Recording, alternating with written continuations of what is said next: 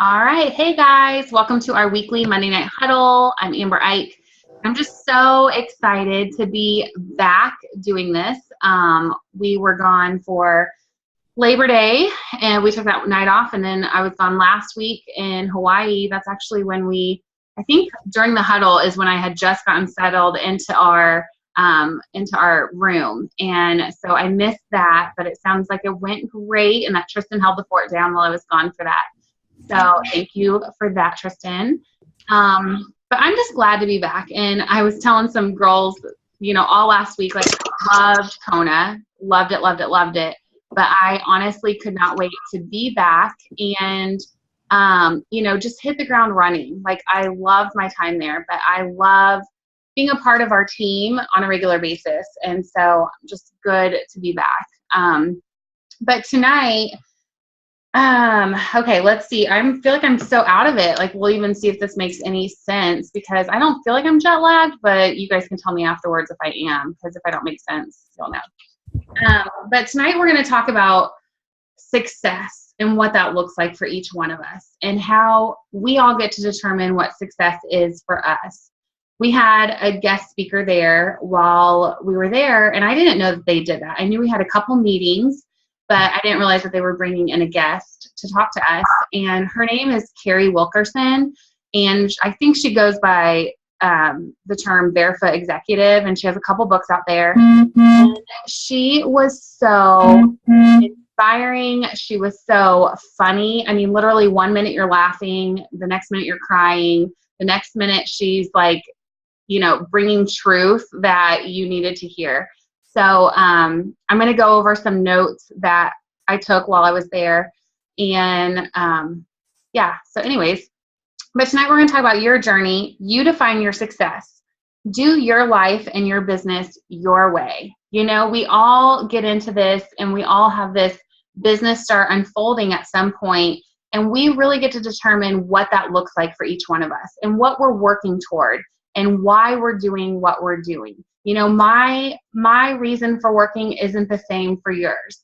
My idea of success for me and my family it might not be the same for yours. And that's okay. And that's actually the beauty of this is it is your own business. My success doesn't look like yours. And that's a good thing. That makes it unique.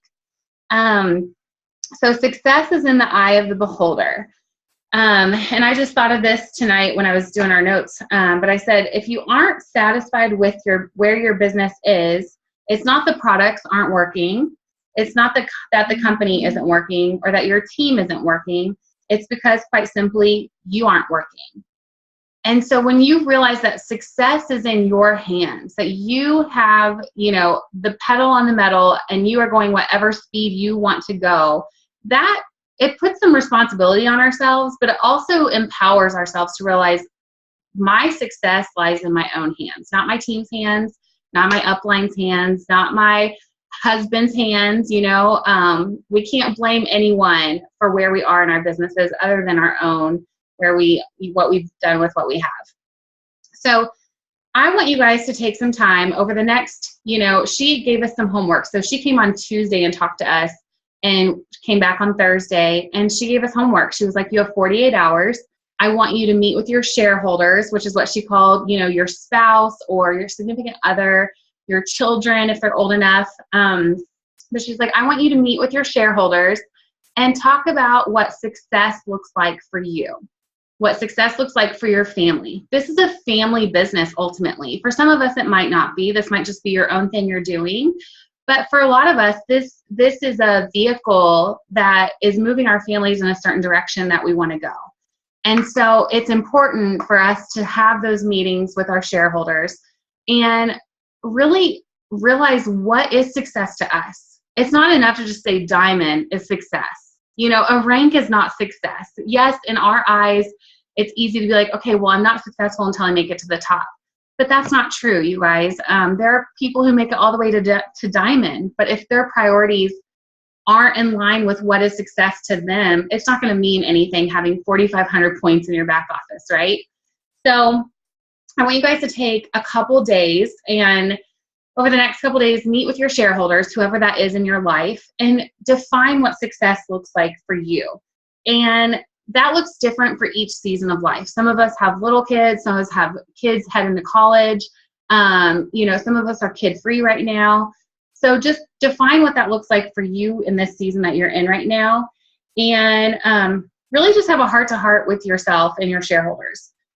So for some of you, that success may look like an extra $500 a month, so your kids can be in extracurricular activities. Maybe everything in your life is where you want it to be, but you just really want to be able to put your kids in some activities that you don't have the income for. That may be where you are with success right now. For some of you, that may look like covering your work income so you can stay home and focus on your family unit in a way that you have always wanted. Success to you may be, okay, I finally want to be home. That's where my heart is. That's where I want to put my time and energy. So just think about it, talk to your shareholders, and we can actually talk about it at the end of this too, because I think it's really neat to hear from other people. So be thinking about that. But so she came Tuesday and talked to us, and then Tuesday night we had like a 45-minute drive to go snorkel with the manta rays at night. I don't know if you guys saw that I did that. Like, that's kind of dumb getting in the ocean when it's pitch dark, but I did. I survived.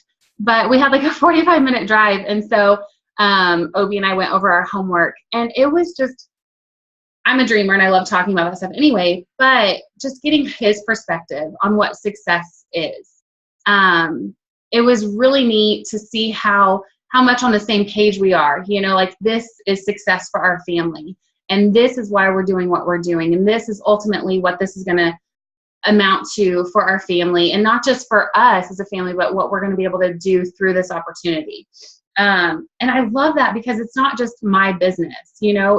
Yes, I'm like doing most of the legwork and stuff, but him supporting me and him encouraging me and having that vision for our family is priceless. And I would not be where I am without that support. And so it's important to get your significant other's input on this as well. Okay, let's see. Success for each one of us will look different. So start out with what that looks like for you. And the good news is, guys, that you can be successful by working only part-time hours. Carrie's story was really interesting. She's been in the network marketing industry for, I think she said 19 years. And her two oldest kiddos, they were through the foster care system, and she was able to adopt them. And I think she said she got them, one was like 2, and then the younger one was like 5 months old or something. And that was right when she started her network marketing career. And I resonated with that because we got our twins, less than a year into my Plexus journey. And so anyway, I resonated with her because she has built this successful career in part-time hours. But she was saying the way you do that is to have an executive mindset. If you are only putting part-time hours into this, which really all of us can build a successful business part-time, but they have to be with a CEO mindset. You have to know when you're working, where you're working, what you do when you're working, who you're working with. You have to know everything before you get up and start working for the day. Otherwise, we all know we're going to get sucked into Facebook. 2 hours later, we're going to realize, oh my gosh, I didn't get one thing done, and my business has nothing to show for my day. So the beauty of this business is we decide when and where we work. One thing we talked about in Kona was the power of a power hour. And I know we've talked about that over and over and over again, but I think it just is such a good reminder of you can build a successful, thriving business in just an hour a day. And I know a lot of us feel like we spend a lot more time doing this, or maybe some of us feel like, man, I don't even think I could put an hour in every day. But in an hour a day of focused, intentional work, you literally can make it to the top of this company if that's what success is to you. So Carrie recommended all of us schedule 4 to 5 dedicated power hours each week and watch our businesses blossom. Do you guys think that you could find 4 or 5 times throughout the week where you could sit down and have focused intentional times to work your business and reach out to people. And just think about what would come of that when we really did that. And we just stopped playing around on Facebook. We stopped organizing our planner. We stopped doing all those things that we think are working, but they're not. And she reminded us, I love this. She reminded us that our leads drive our business, not our leaders. And that's something that I don't think I fall into management mode all the time, but it really is easy for me to want to spend time with my leaders, like spend time with my team. Like that's the heart of what I love to do, but that's not going to build my business. What builds my business is being out there talking to new people, sharing this opportunity day after day after day with people that aren't on our team yet. And so that was a good reminder for all of us. That the only way to move forward is to consistently be reaching out. So what does the Power Hour consist of? So we took some time and kind of talked over that. And it should really be focused on reaching out and connecting with new people. So people you haven't talked to about Plexus yet, adding to your network. We talk about that all the time, but whether that's through Facebook, through Instagram, constantly be adding to your network. Following up with prospects and customers, so people that you've already talked to about Plexus, and just following up, seeing how it's going, making sure that they're taking their products. I had a girl message me, you guys, a couple weeks ago, literally probably 3 weeks ago, like begging me for a sample practically. Sent her a sample, and I assumed she didn't like it. I'm like, well, it's been 3 weeks. Shame on me for just now reaching out. I reached out to her today, and I was like, hey, just want to see how you're loving your products. And she's like, oh, I'm so bad. I've forgotten to take it. Like, she begged me for a sample, and she forgot to take it. So, it's up to us to be following up and making sure people are actually taking their products, right? And then also part of a Power Hour is touching base with current team members. So yes, I'll say those again. So reaching out and connecting with new people, so people that you haven't talked to Plexus about, adding to your networks through Facebook, Instagram, whatever social media avenues you're using. Obviously, when you meet people in person, getting their contact information, but adding them to those social media outlets. Following up with prospects, so people you've already talked to about Plexus and maybe it just wasn't the right time yet, and following up with your customers, and touching base with your current team members. So these are things that are part of your Power Hour. Scrolling Facebook obviously isn't. Organizing your office, color coding your planner, which is, hypothetical. I wouldn't do that. My planner's right here. It's like color coded. So those don't count as your work hour. Like if you have 60 minutes to work your business, these are the things you're doing. Those other things, that's in addition to whatever time you've set aside for your business. So she recommended getting your Power Hour in before your day even takes off. I know we're all in different seasons of life, but I'm sure a lot of you can relate. If you don't get something done at the beginning of your day, then chances are it's not going to get done. And I know I'm like that. If I don't have a Power Hour scheduled into my day in the beginning part, then by the end of the day, I'm exhausted, and the last thing I want to do is reach out to people, right? So she said, because if you take control of your day, you control your destiny.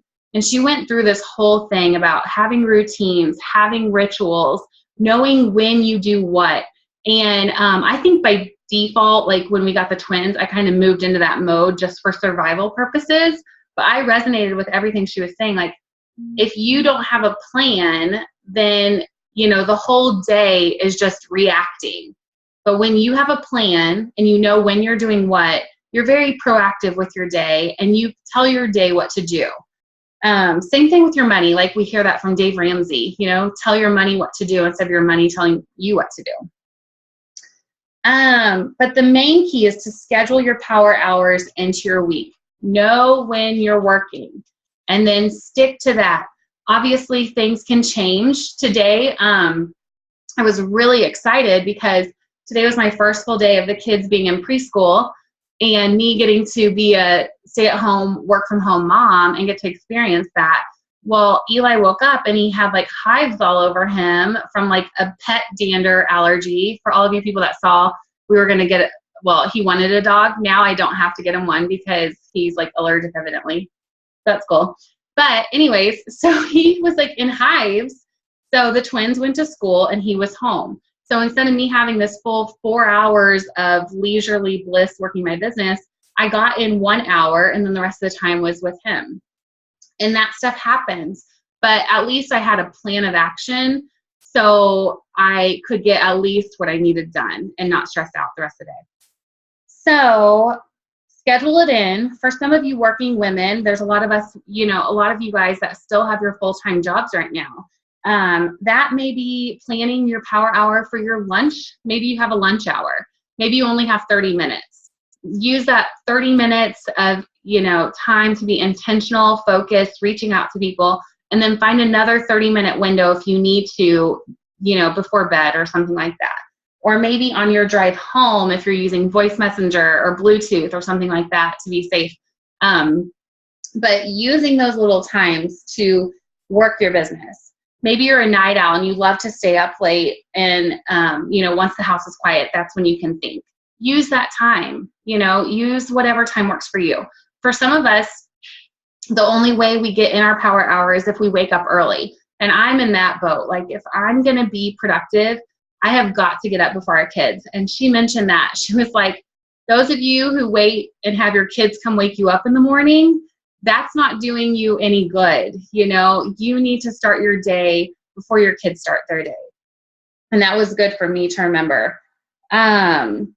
So schedule it in your week, decide when you're working your business and then stick to it and commit to moving your business forward. And you will be surprised how much you can accomplish when you're focused and intentional. Hang on, was that it for that one?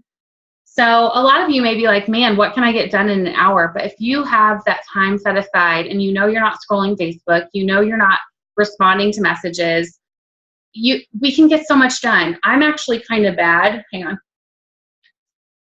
I've even gotten to the point where if I'm working my business and I know I just have an hour to do so, I don't answer phone calls. I can see people calling me and I don't answer it because that is my time. And if I don't use that wisely, then I'm going to get off track and I'm not going to get what I need done. I was even working my business. I was doing my power hour today and my phone call, it was ringing and it said Plexus Liaison. And I was like, oh my gosh, it's my liaison calling me and they like never call you. And I was like, this is exciting. And I was this tempted to answer it. I was like, I can call him back. You know, I have his phone number and I can call him back, which I haven't yet. So that's on my to-do list tomorrow. But like you have to have discipline when you're working your business. And I am preaching to the choir here because there are so many times where I'm not. And, you know, so Tristan shared a script that has been working well for her. And I was going to share it with you guys. She shared it in one of our threads today. So some of you guys may have already heard this, but it's just a really good script that she got from, she adapted it from The Millionaire by Halftime, which is a book by Presley Swaggerty.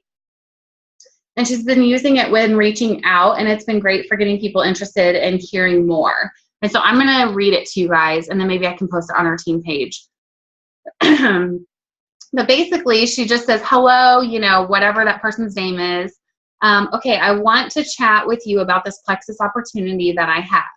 You may or may not be interested, and that is okay. But I think you would be great at it. It will only take 15 to 20 minutes.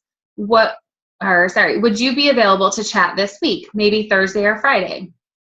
And Tristan, at the end, maybe you can kind of chime in with that and how it's been working for you and break it down a little bit more. But doesn't that sound so, it's not assuming that they want to hear more. It's not assuming that they don't want to hear more. It's kind of putting it out there and just letting them know that you have an opportunity that you think they'd be great at, but there's no pressure if it's not for them. But you just really want to take up a quick nugget of time to share with them and that you think that they would be great at it. And then at the end, you lead with, okay, would this day or this day work for you? And she's been getting a great response from that. And I recommend you guys using voice messenger to let the other person hear the excitement in your voice. So that way when you're reaching out to your friends, they can hear that in your voice and they want to know more. So if you have big goals, then obviously the more people you reach out to, the quicker your business should grow, right? If you have this dream of being a diamond in the next 12 months, you probably don't want to be doing a 1 power hour a week, right? You probably want to be making sure you're getting 5 power hours in a week and reaching out to as many people every single power hour as possible. You decide your goals, your success, and then plan accordingly. Your goals and activity must be in sync. And I think this is one area that kind of just boggles my mind the most when I hear people's goals and then you hear what they're doing or not doing, and you're like, okay, so you want to be a stay-at-home mom, but you posted on Facebook once this week and you haven't reached out to anyone. So you kind of have to make sure that your goals and your activity are in sync with each other.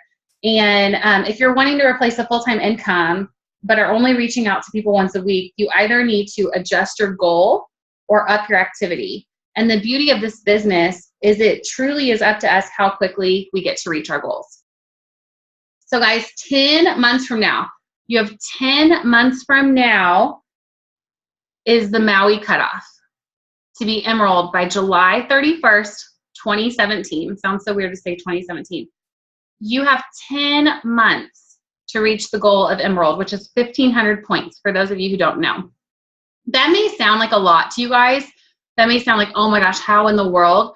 But if you commit to your business, right, draw your line in the sand, commit that this is your goal. If it is your goal, if it's not your goal, that's okay. You know, we all have our different time frames. We all have different goals and success in our life, like we talked about in the beginning.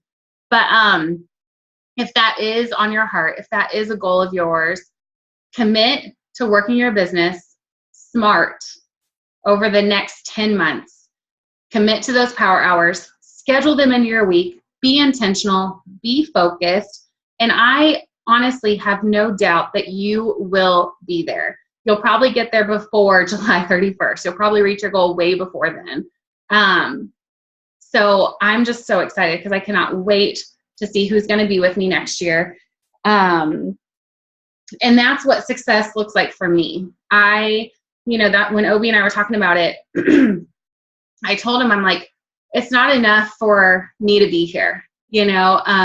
I enjoyed my time there. I loved getting to hang out with Sideline Sisters and people that I hardly get to see very much. But I told him, I was like the whole time I feel like I was talking about you guys. I'm like, oh my gosh, who's going to be here with us next year? Oh my goodness, like such and such. We should do this with our team when we're here next year. We should do this. And that's what success looks like for me. It's not enough for me to be going every single year, and that's good. I want every single year that we go that our team just explodes more and more and more. And it's not even about Emerald and a free trip to Hawaii. It's not even about that. It's knowing that you are in a place in your life where you went after something and you are impacting so many other lives along the way and helping people reach dreams that they had hidden and buried inside of them. And that is so exciting to know that that is the journey we are on and we get to be a part of together. But I'm going to go ahead and end the recording.